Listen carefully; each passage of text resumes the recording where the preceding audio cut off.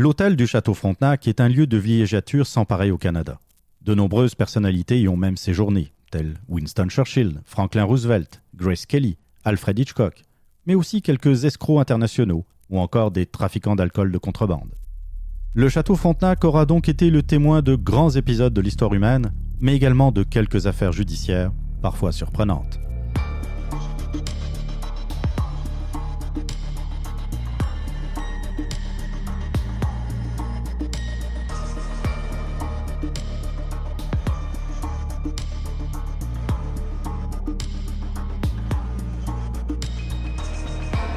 Je suis Annie Richard. Je suis Jean-Philippe Rousseau.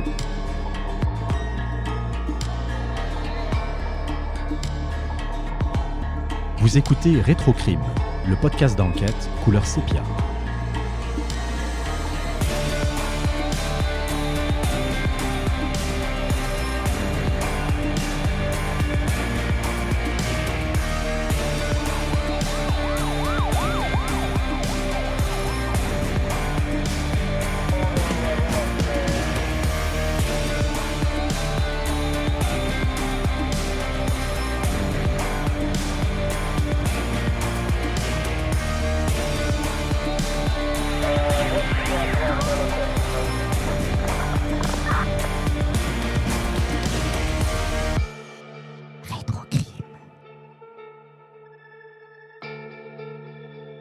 Là, je vais rentrer dans une thématique, il y en a, d'ailleurs, qu'on a, toi et moi, Jean-Philippe, étudié à différents niveaux parce que ça a attiré notre attention, surtout qu'on aime beaucoup les années 20 parce qu'ils sont vraiment riches en événements criminels. Il est arrivé plusieurs, des événements, des causes judiciaires, des cas, en fait, qu'on a étudiés qui impliquent les trains. Dans ça, fait que disons qu'on peut dire que c'est une catégorie ferroviaire dans l'affaire du Château Frontenac. La première, c'est une histoire qui, encore une fois, un peu comme Gaynor and Green, qui parle de terroristes en fuite. Ça commence en 1923 en Oregon. Il y aurait eu un attentat sur un convoi. Ça, c'était quelque chose de fréquent. Je pense qu'on en a un peu partout, soit en Europe, en Amérique, des histoires de vols sur des trains, parce que c'était une des façons de véhiculer des marchandises telles que de l'argent, des bons, des chèques. Il n'y avait pas de transfert électronique à l'époque. Non, c'est ça. L'argent des entreprises pour aller payer les employés à l'autre bout du territoire, ça se passait par train. Exactement. Donc, des attaques sur des convois et des trains, c'était fréquent. Donc, c'est arrivé en 1923 en Oregon. Il y a eu un train, le Southern Pacific, qui a été, qui a été dynamité. Il y a eu 4 morts dans ça. L'explosion, a fait que, évidemment, il y a eu beaucoup de dégâts. Mm-hmm. C'était, en fait, pour s'emparer du chargement, sauf que ça a été un échec parce qu'évidemment, ça l'a explosé. C'est parti tout en lambeaux. En plus, là, le train avait comme dévié, là, il bloquait un peu le passage. Et puis, non, c'était à la dynamite, encore une fois, mais je pense qu'ils avaient peut-être mal calculé leur dynamite. Ça avait été comme un peu trop puissant. Là. Exactement. Donc, c'est ça. C'est 3 jeunes Américains qui ont été arrêtés, finalement, imagine-toi donc, au Château Frontenac, à proximité du Château Frontenac, en 1926. C'était des terroristes en fuite. Puis, bon, évidemment, il devait avoir toutes les autorités américaines sur leur dos. Et là, il y avait même une récompense qui était offerte à l'époque, dans les années 20, on dit 15 900 $. Donc, c'est un peu plus de 250 000 $ actuellement. Donc, il y avait les photos, il y avait les 3 Américains, il y avait 2 jumeaux identiques, puis un acolyte, finalement, là. Donc, c'est sûr que quand on cherche des jumeaux, c'est un peu plus facile parce que là, on cherche 3 gars, dont 2 pareils, tu sais, 2 copies conformes. Donc, les policiers de Québec ont été mis au fait par des agents du Maine. Mm-hmm. Comme quoi... Des collègues américains, dans le fond. Des collègues américains qui ont dit, écoutez, on pense que les 3 fugitifs qui sont activement recherchés, que c'est placardé partout, qu'il va y avoir une récompense là, onéreuse et tout ça, qui s'en viennent parce qu'ils vont passer la frontière du Québec, tu sais. Et là, c'est un agent, l'agent John Fradette, qui est comme un peu le héros de l'histoire, qui a arrêté la voiture, parce que dans le fond, le signalement, c'était surtout une plaque d'immatriculation de voiture. Et il a arrêté les gars qui qui était non loin de là. Puis ce qu'il a fait, c'est que ce qui en a fait un héros de l'agent Fradette, c'est qu'il a utilisé le subterfuge pour pas les alerter, parce que là, il est tout seul. Là. Il peut pas arrêter 3 gars qui sont dangereux. Ils sont peut-être armés, là. Et aussi, ils sont 3. Il est tout seul. Oui, aussi. Fait que là, c'est sûr que là, il se dit comment je vais faire. Fait que ce qu'il a fait, c'est qu'il les a arrêtés sous le prétexte qu'ils sont juste stationnés comme un stationnement qui est pas illégal, mais en tout cas, qui n'est pas valide pour le moment. Ouais. Donc, il veut les orienter justement vers un stationnement qui est correct pour eux. Fait qu'eux autres, ils se sentent bien à l'aise avec ça, mais pendant ce temps-là, il appelle du renfort, ou en tout cas, je ne sais pas, là, il a trouvé du renfort. Et quand ils se sont fait arrêter, même anecdote, c'est qu'il y a un citoyen qui ne sait pas, lui, que dans le fond, c'est 3 fugitifs super recherchés, là, dangereux. Puis il y a un citoyen qui s'est porté à la défense des Américains, parce que dans le fond, c'était une arrestation probablement musclée, évidemment, parce que là, c'est ça. Donc, en plus, il avait été vu sur la traverse de Lévis. Fait que ces Américains-là, ils ont même traversé de Lévis à Québec. Puis on relate dans les journaux qu'on voit deux jumeaux identiques, avec un autre homme. Mais là, ce qui s'est passé, c'est que, évidemment, la récompense est supposée d'aller à M. Fradette, le sergent.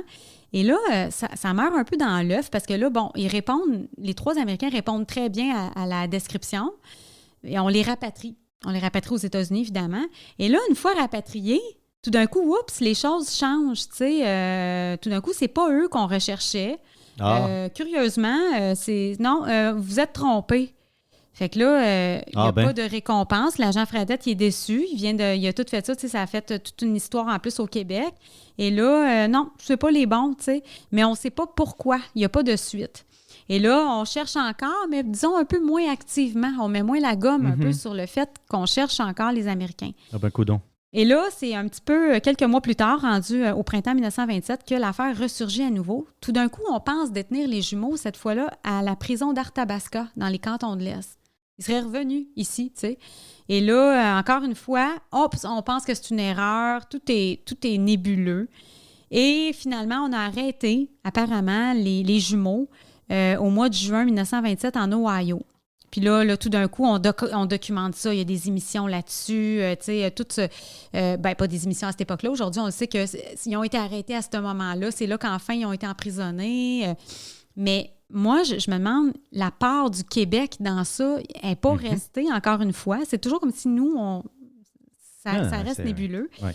Puis, tu sais, il y a des pages Wikipédia sur cette affaire-là. Il y a eu des documentaires. Et en aucun temps, on évoque l'arrestation au Québec, au Château Frontenac, de ces gars-là, tu sais. Puis moi, je me demande, tu sais, je fais aller un petit peu mon imagination, puis je me dis, est-ce qu'on a voulu se soustraire de l'onéreuse récompense qui était promise? C'est peut-être ça. Est-ce que c'est ça? Est-ce que ce joli montant-là, c'était comme un leurre pour s'assurer un maximum d'efforts de toutes les autorités de l'Amérique du Nord et qu'une fois que ça allait être fait, on allait dire non, là, tu sais, on allait nous en passer une pas pire, comme on dit, là, tu sais, de se faire rouler dans la farine, comme tu dis des fois. Est-ce que, dans le fond, une fois qu'ils ont été extradés, ils se sont sauvés? Puis là, la honte, moi, j'ai été jusqu'à penser ça. Je me suis dit, est-ce qu'ils se sont sauvés de où ils ont été détenus, là, une fois extradés, et que là, on est comme gêné de ça. Donc, on dit non, c'était pas les bons gars parce qu'on n'ose pas dire, ben là, on vient encore de les échapper, ces 3-là, tu sais. Les Canadiens les ont arrêtés, puis nous, on n'est pas capable de les garder. Est-ce que ça peut être une affaire comme ça? Ou sinon, je me suis demandé, est-ce qu'à la base, les enquêteurs du Maine qui ont donné une description avec une plaque d'immatriculation, tout ça, est-ce que c'est eux qui n'étaient pas sur le bon filon, qui n'avaient pas les bons hommes, et que là, c'est nous qui avons passé pour ceux qui n'ont pas arrêté les bons gars, mais dans le fond, on n'a pas eu la bonne information, tu sais, avec les moyens du temps. En tout cas, moi, je doute. Moi, je pense qu'on avait je pense que l'épilogue du Québec, la portion québécoise dans ça, elle doit être une bonne... Ils ont été vus à plusieurs endroits avant de passer la frontière du Québec, paraît-il. On a la plaque d'immatriculation. On a 2 jumeaux identiques, comme la description. C'est des Américains. C'est quand même, je veux dire, à un moment donné, là, les coïncidences, ça va faire. Là. Oui, c'est ça. On s'entend. Là. Donc, oui, à mon avis, là, je suis assez d'accord avec toi, il y a dû avoir une erreur. Laquelle exactement, c'est difficile à dire. Mais j'ai l'impression qu'effectivement, on s'en est fait passer une là, solide. Oui, c'est pas la seule fois que je remarque ça, des choses comme ça. En passant, je n'ai pas nommé de nom parce que, bon, je ne veux pas qu'on mélange, mais si les gens qui veulent savoir de quoi il en retourne, c'est l'affaire d'Autremont. C'est les frères d'Autremont. Vous pourrez voir de toute façon sur la revue de presse. C'est vraiment populaire sur Internet. On peut le trouver même, la Cour suprême d'Oregon. Il y a un des frères, d'ailleurs, qui a été libéré en 58. Évidemment, il y a eu des suites, là, parce qu'ils ont finalement été arrêtés. Donc, c'est les frères d'Autremont plus un autre acolyte là, qui était avec eux. Mais on va féliciter John Fradette. Fradette, c'est lui le héros là-dedans. Là. C'est lui. On a plein de héros oubliés ou encore effacés. Mais nous, on ne l'a pas oublié. Là. Non. Donc, il y a ça. Sinon, il y a aussi le fameux vol d'Arlaca qu'on a déjà étudié parce qu'on s'intéresse beaucoup on aime ça, les trains. Pour d'autres enquêtes. Là, la fin des années 10 et le début des années 20. C'est une histoire qui s'est passée entre Lévis et Montmagny. C'est vraiment un film d'action, là, ou comment dire, avec des histoires de, en tout cas, selon moi, de corruption. Là. C'est arrivé en septembre 1919. C'est un train, encore une fois, qui a été attaqué par des bandits qui voulaient voler. Donc, ils ont ligoté, c'est des hommes masqués et armés qui ont ligoté des employés sur le train. Il n'y a personne qui a été tué là, dans ça. Là. Il n'y a pas eu de... Évidemment, il y a eu des crimes contre la personne parce qu'ils ont été ligotés, tout ça, mais le tout, c'était pour s'emparer de sacs d'argent qui totalisaient quand même 71 000 $, donc un petit peu plus d'1 million de dollars en argent actuel. Il y avait 4 bandits dans ça. Il y en avait 2 qui s'occupaient de ligoter puis de faire le vol, pendant qu'il y en avait 2 autres qui attendaient pour faire le travail à la chaîne un peu, de les prendre en voiture puis de se transporter ailleurs. Mais il est arrivé un problème, c'est que, ils se sont donné rendez-vous entre 2 ponts un peu à l'est de la gare de Montmagny. Et là, ce qui s'est passé, c'est que le groupe, il y a eu une panne avec la voiture avec laquelle devait s'enfuir je ne sais où, là, avec l'argent, le butin. Donc, ils ont eu une panne dans un rang à 1,5 mile de Saint-Pierre-de-Montmagny. Fait que c'était vraiment là où il y a des fermes, des terres. Donc, ils auraient laissé l'argent caché dans un coin pour ensuite prendre la fuite parce que là, ils ne pouvaient pas fuir avec l'argent. J'imagine que c'était des sacs, je ne sais pas. Puis aussi, c'est pas très discret. Surtout quand on vient de faire un vol comme ça, ils sont recherchés. Finalement, l'arrestation elle a eu lieu quand même quelques jours plus tard dans le coin de Lévis. Ils ont été capables de remonter jusqu'à eux, jusqu'aux 4 bandits. Ils disent au début que les journaux, ils disaient au début que les arrestations n'avaient pas été faites grâce à des aveux, mais plus à cause d'une possession de fortes preuves, mais on ne donne pas de détails. Tout est un peu mystérieux dans cette affaire-là. On parle d'argent, de train. Moi, j'imagine quasiment des gars avec des masques de Zorro. Là, c'est vraiment spécial. Mais là, ce qui se passe, c'est qu'à un moment donné, un peu plus tard, dans les articles de journaux, je découvre qu'on cherche l'argent, puis que c'est un avocat réputé là, à l'époque, Peter Berkovitch, qui, à l'aide d'un avocat qui deviendra juge plus tard, qui s'appelle Laétard Roy, un homme de Québec, ils sont en voiture et cherchent le butin d'une ferme à l'autre. Tu sais, c'est comme... apparemment que c'est parce qu'il y aurait un des prévenus qui aurait donné des indications à un prisonnier de Québec qui, lui, aurait relaté le tout à Laétard Roy, qui était un avocat, là, probablement un avocat d'un des accusés, qui, lui, aurait collaboré avec l'avocat qui représentait les banques dont les sommes qui avaient été subtilisées. Fait que les deux ensemble seraient partis à la recherche du trésor, en guillemets, de l'argent. Ouais. 2 avocats. Et là, c'est pas la police, là. Non, c'est 2 ça. avocats c'est ça qui est spécial. Des sacs d'argent comme dans les films, là, tu sais. Et que là, ils se promènent d'une ferme à l'autre et que là, apparemment que l'argent a été mis dans un vieux moulin. Après ça, non, c'est une autre grange. Là, ils sont rentrés dans une grange, l'argent n'est pas là. Finalement, ils sont venus à cette grange-là puis ils l'ont trouvé en dessous d'une botte de foin. Tu sais, ils ont eu des explications tellement précises qu'ils ont été capables de savoir que le butin était caché en dessous d'une certaine botte de foin dans un rang de Saint-Pierre-de-Montmagny. Fait que là, l'argent a été repris par eux et ils sont venus l'apporter en lieu sûr, apparemment, au Château Frontenac. Écoute, moi, quand j'ai lu ça, j'imaginais dans un garde-robe d'une chambre. Tu sais, je me disais, quelle corruption! C'est sûr, c'est pas net, cette affaire-là. Mais plus tard, j'ai lu qu'apparemment que c'était dans une voûte de la banque parce que le Château Frontenac, je pense, oui, il y a eu une banque. Évidemment, c'était comme... il y avait des restaurants, il y avait plein de choses au Château Frontenac. C'est gros, le Château Frontenac. Je pense qu'il y avait même un petit bureau de poste à l'époque. Fait que... Et là, l'argent, il y a un gros montant, mais ce qui est encore plus spécial et qui n'aide pas du tout le fait que je trouve ça nébuleux que 2 avocats cherchent de l'argent dans des bottes de foin à Montmagny, c'est qu'il manque 10 000 $ dans le montant, mais pas un 10 000, une liasse. Une pile, une liasse. Il manque il manque un billet par liasse, là, tu sais. C'est comme si on a soustrait super, comment dire... On a pris le temps. On a pris le temps, c'est ça. Déjà, là, parce que, tu sais, mettons, ça serait au moment du vol, tu te dis, bon, ben, il y a un des complices qui s'est servi, il a pris 1 ou 2 liasses. Mais là, tu sais, prendre le temps d'enlever un billet par liasse, là, pour pas que ça paraisse. C'est beaucoup plus laborieux que... Oui. Tu sais, parce que si, OK, ça peut être un des gars qui s'est payé sa commission. Admettons. Oui. Il s'est dit, OK, là, on laisse l'argent là, mais moi, j'ai ben trop peur de ne pas avoir ma part de gâteau. Fait que je vais prendre mon 10 000 $ à moi. Il ne prendra pas le temps de prendre un billet par liasse. Là. Tu sais, je veux dire, à un moment donné... Il y a les complices qui sont là, qui ne doivent pas être loin. Il y a la police. Ils sont sur le nerf. Ils sont sur le nerf. Panne, oui. Fait que j'ai l'impression, en tout cas, tu sais, les années 20 étant les années 20, je me permets de dire, parce que là, je pense qu'il n'y en a pas un qui va m'attendre au rack à Bessic demain. Là, ils sont tous morts et enterrés depuis longtemps. J'ai l'impression qu'il y a eu peut-être... disons, quelque chose de plus ou moins net dans ça, parce que c'était à une époque, évidemment, où, on le sait maintenant, c'est corrompu. Il y a eu une affaire, d'ailleurs, l'affaire Brathwaite, qui s'est passée aussi à Québec, qui avait ressurgi dans les années 30 après, dans des commissions d'enquête, dans laquelle on dit que le même Taschereau, à l'époque, le procureur général, tout ça, avait été soupçonné d'accorder une liberté à un cambrioleur qui s'appelait Brathwaite, là, un dénommé Brathwaite, moyennant un moment forfaitaire sur le butin. Donc, c'était fréquent, là, ça arrivait, c'est comme une sorte de pot de vin, mais pire encore, c'est qu'on exonérait des criminels, tu sais, en échange d'argent. Ah oui, c'est ça. Puis avec l'argent qui a été dérobé, c'est ça qui est le pire. Tu sais, c'est même pas avec leur propre argent. Non, c'est ça. C'est vraiment avec de l'argent dérobé, puis on les laisse aller. Fait que dans tout ça, là, évidemment, bon, là, à un moment donné, on a parlé de la balance, le fameux 10 000 $ qui aurait été retrouvé, mais sans explication. C'est comme, elle aurait été retrouvée, tu sais. Les journaux n'étaient pas impartiaux non plus par rapport à ces affaires-là, là, tu sais. C'est sûr que des fois, il y avait peut-être des indications comment informer les citoyens. Donc, c'est ça. Il y aurait aussi une jeune femme de la Ville de Québec qui aurait été en possession de ce fameux 10 000 $-là, mais bon, on la nomme pas. J'ai tout fait pour la trouver, là, cette fille-là. Qui s'achetait du linge et tout, là. Qui faisait la grosse vie, là. Quelque chose, tu sais, qui était évidemment romancé un peu.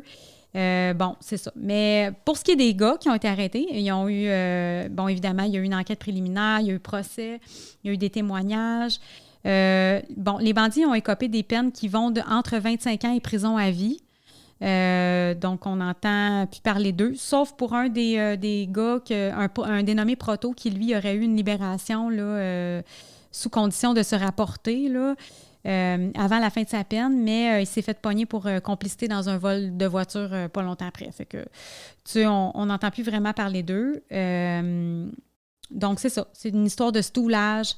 En fait, d'avocats qui cherchent de l'argent dans du foin. C'est ça qui est incroyable. C'est que tu as une information... caché dans un château Frontenac, tu sais. Tu as une information qui est quand même... qui a l'air crédible, puisque finalement, ils ont trouvé quand même le magot, apparemment. Mais non, t'appelles pas la police. Tu t'en occupes toi-même. Oui.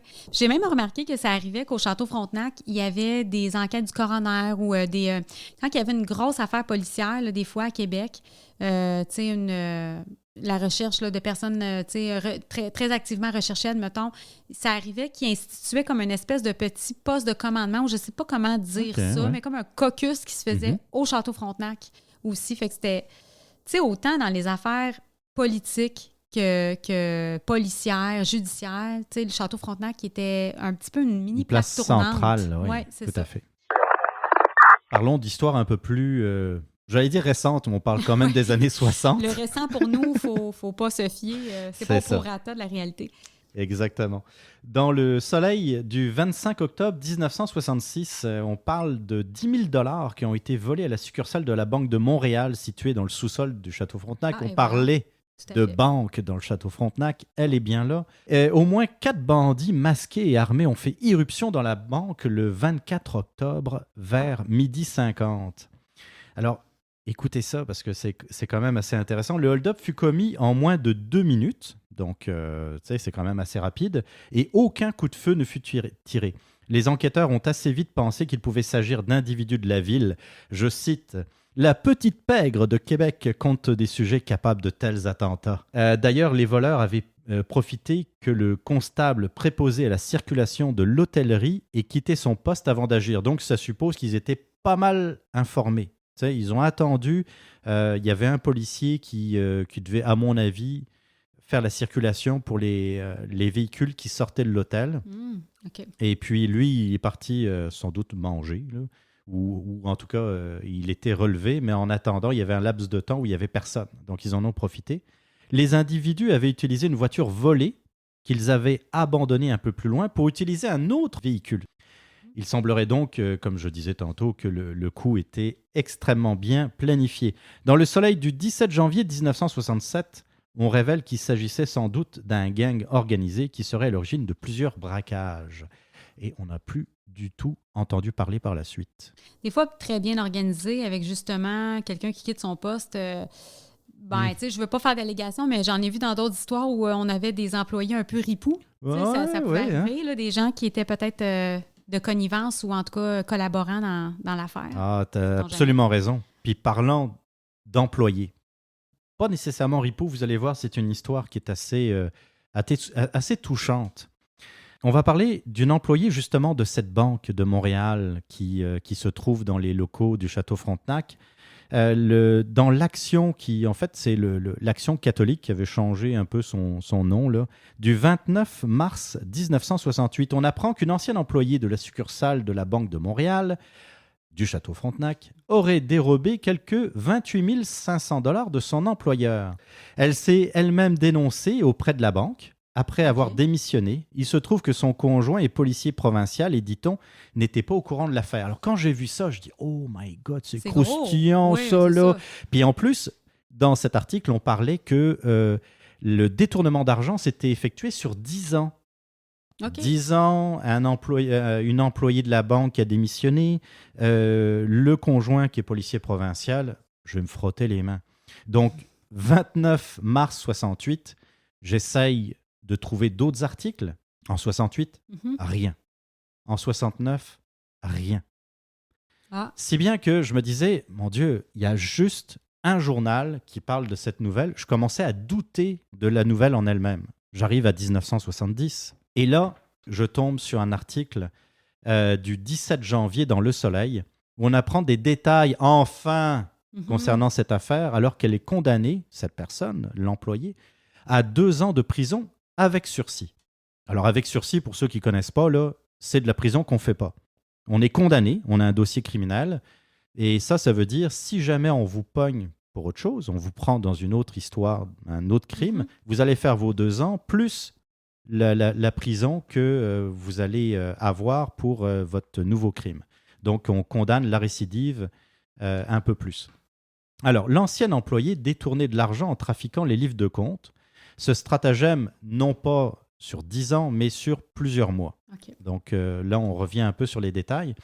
Lorsqu'elle se dénonça auprès du gérant de la banque, elle expliqua qu'elle avait détourné cet argent afin de faire soigner son enfant nouveau-né atteint de malformation cardiaque. Alors, évidemment, quand j'ai vu ça, j'ai comme mes genoux m'ont fléchi, on va dire. Hein, tu sais, c'est comme, c'est un crime, ça reste un crime, ça n'excuse rien, mais ça va expliquer peut-être l'attitude du juge Louis Fortin dont je vais vous parler.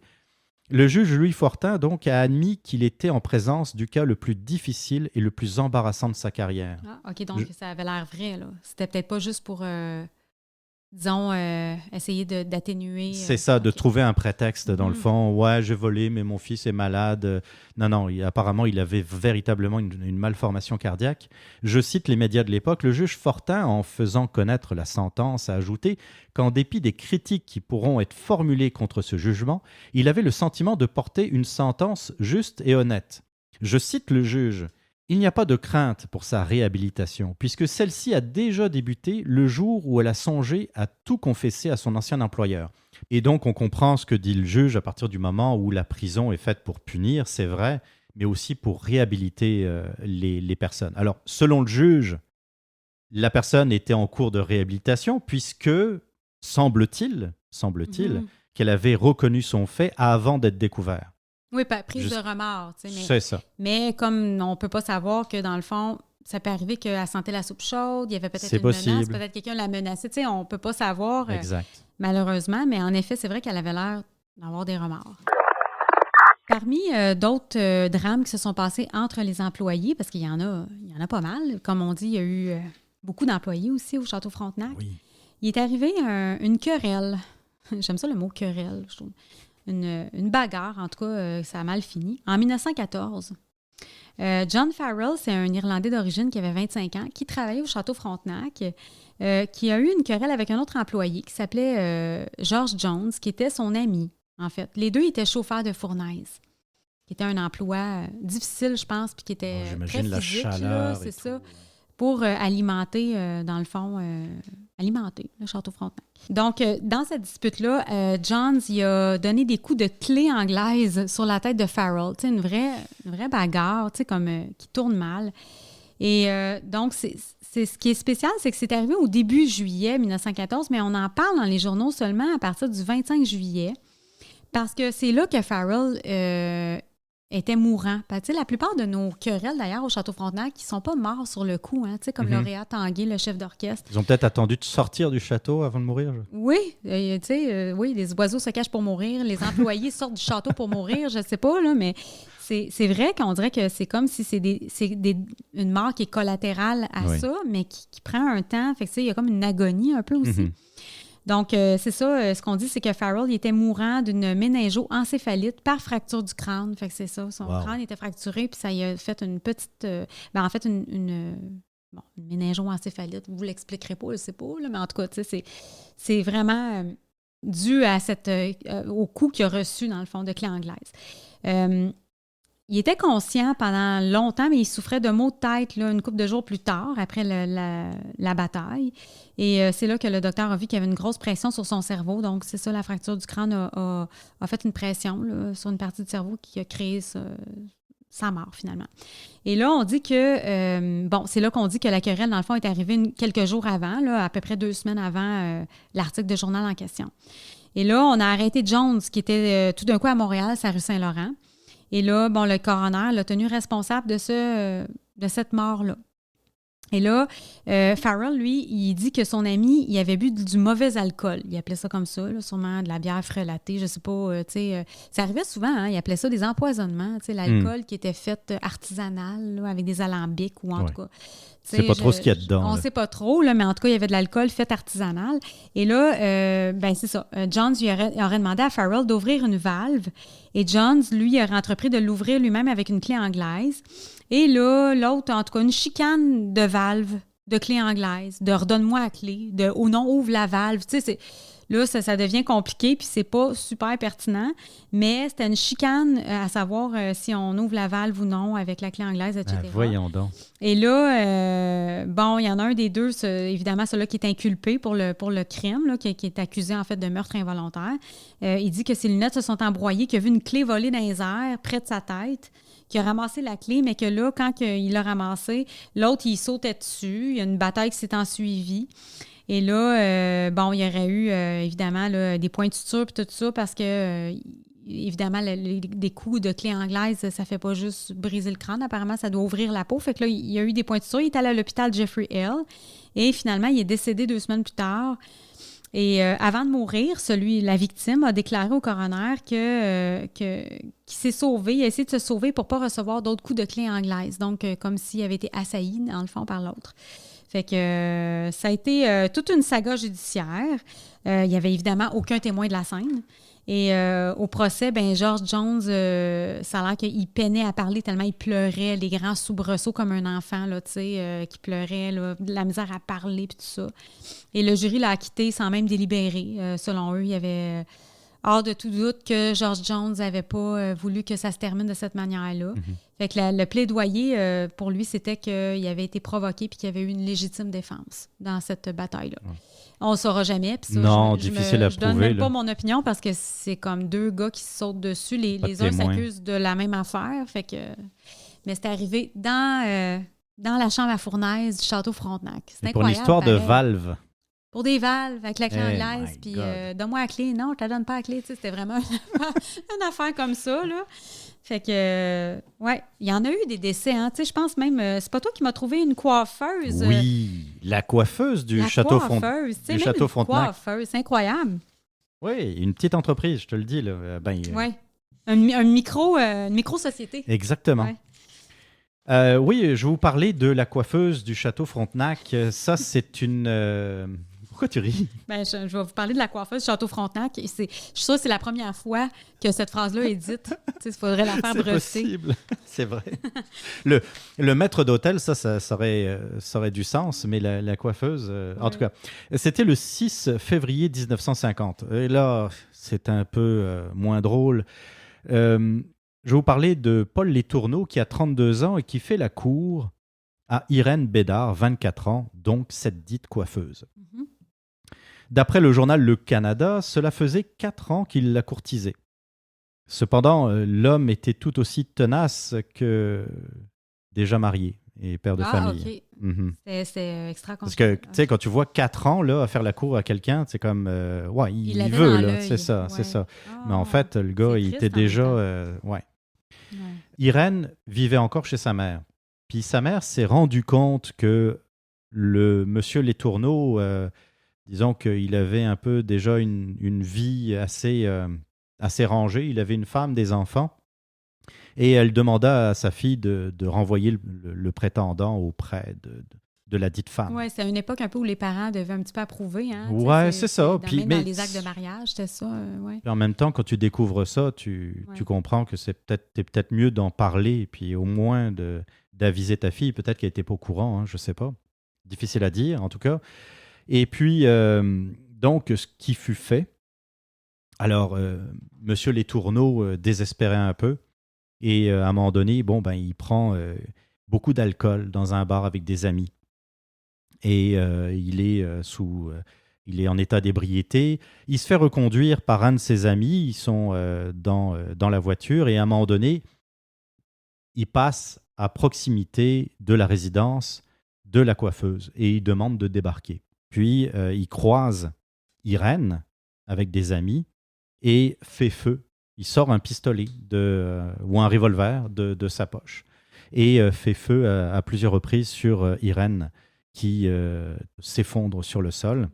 Il fait ça en plein jour, à peu près à l'heure du midi. Et là, les témoins sont nombreux, puis ils commencent à lui demander des comptes, dans le fond. Il prend la fuite, il monte par l'escalier de la résidence d'Irène. Et on se demande si, à un moment donné, il ne comptait pas s'en prendre à la mère d'Irène. OK. Il ouvre une porte, puis en fait, c'est un voisin, mais ce n'est pas la mère d'Irène.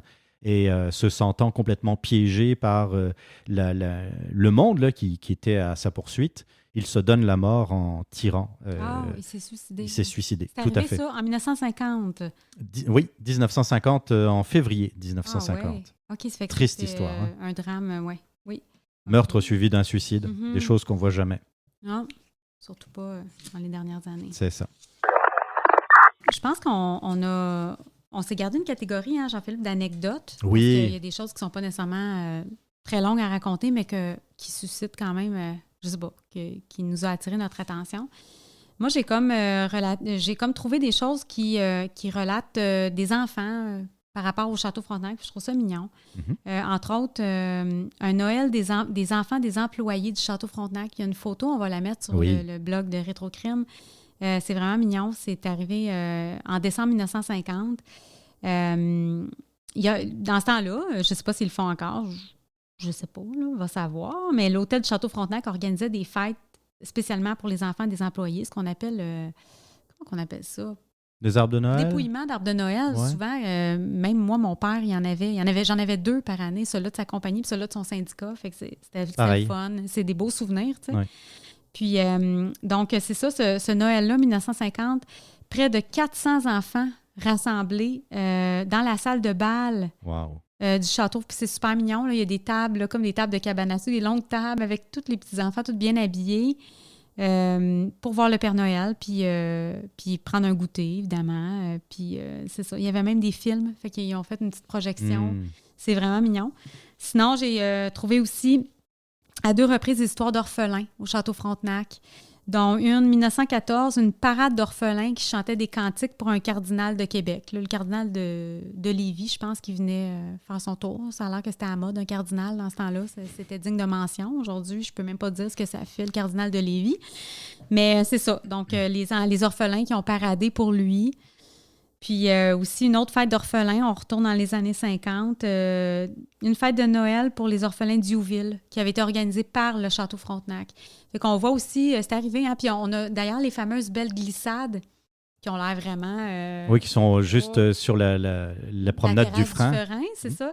C'est ça, je trouve qu'il y a quand même quelques mentions dans l'histoire où le Château Frontenac a fait des actes de philanthropie. Oui, c'est ça, puis des choses pour les enfants, autant les orphelins que les enfants en général. Puis je trouve ça mignon, puis que c'est important de le mentionner. Moi, je vais vous parler d'anecdotes. Là, on quitte un peu le milieu des enfants. Je prends soin de bien le préciser. Toujours des petites brèves. Dans l'autorité du 31 mars 1934, alors on parle d'un raid policier qui aurait eu lieu l'année précédente au Château Frontenac dans le but de démanteler, je cite, hein, oui, c'est pas moi qui le dis. Je pense que c'est digne de citation. C'est ça. Un club de femmes amoureuses fermé au sexe fort. De lesbiennes, quoi. Hein, mais c'est du langage de 1934. J'ai trouvé ça pas mal. Oui. C'est ça, hein? Oui. J'ai trouvé ça pas mal savoureux. Dernière anecdote, celle-là est pas récente et elle est récente à la fois, dans le sens où on l'a découverte dans les 2001, en fait, début des années 2000. Oui. L'histoire des bottes emmurées. Moi, ça me fait triper, là, ces affaires-là. C'est une paire de bottes en feutre qui a été retrouvée dans le mur d'une ancienne chambre de femmes de ménage, de bonnes, qui appelait dans le temps, qui a été mise aux enchères, d'ailleurs, 125 $ au profit d'une œuvre de charité, avec d'autres objets, évidemment, là, un encan.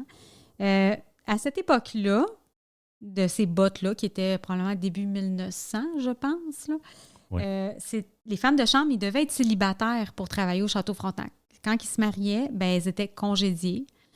Puis ces bottes-là, pourquoi ils étaient emmurées, je ne sais pas, mais il y a aussi qu'il y a eu des travaux, hein, il y a eu toutes sortes de changements dans la structure du Château Frontenac. Mais surtout dans les étages les plus hauts. Et puis on est tombé d'ailleurs, j'essaierai de mettre le lien également dans la revue de presse, sur un reportage de Radio-Canada, dans les archives de Radio-Canada, qui montrait qu'il y avait un certain nombre de rénovations qui ont été faites dans le château. Puis en particulier, généralement les bonnes d'ailleurs, les femmes de chambre, étaient logées sous les toits. Un peu où ce que les lucarnes, un peu. Exactement, hein, je pense, exactement. Oui. Donc, c'est peut-être au moment des travaux. C'est pas dans ce reportage-là qu'ils ont découvert une chambre qui était emmurée, puis que quand ils ont ouvert le mur, ils ont découvert quelque chose de complètement intact. Une pièce qui avait été oubliée. Oui.